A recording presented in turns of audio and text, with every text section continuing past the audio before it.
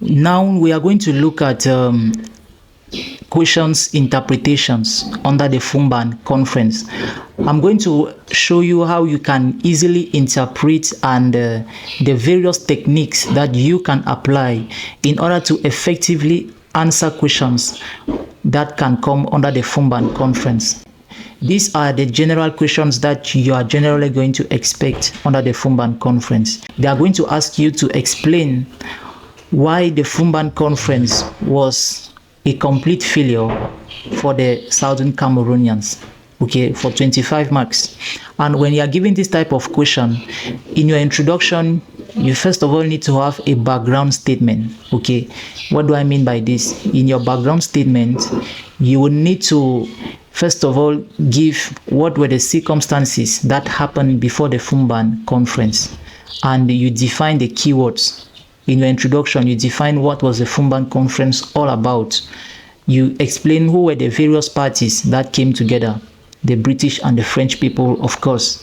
And now, in your transitional statement, remember, you conclude your introduction with a transitional statement. In your transitional statement, you are going to say, in the subsequent paragraphs shall be explained the reasons why the FOUMBAN conference was a complete failure for the Southern delegation. So your transitional statement is going to permit the examiner understand what you really want to explain in your body. So in the first part, you are first of all going to give why it was a failure for the Southern Cameroonians. And in your second part, you are going to give reasons which shows that it was not a complete failure for the Southern Cameroonians, because there were some decisions that were respected. Some decisions like the Eastern Regional House of Assembly. The decision of the Western Cameroon House of Chiefs. Okay, the West Cameroon House of Chiefs was maintained. The decision of language was maintained. The system of education was maintained. So you are going to show those decisions that were being approved, okay, at the conference, which favored the Anglophones. So that is what you are going to show in your second part, and you conclude. So this is actually a question that you can have under the FOUMBAN conference.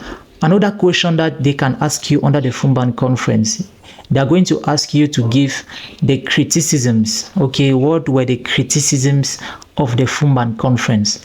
I already told you that when they're asking you to give the criticisms, they are simply asking you to give the disadvantages. Okay, so I believe you already know the disadvantages. I already explained to this when I was talking about the failures. So what were the failures of the conference? Most of the decisions were not respected in favor of the Anglophones.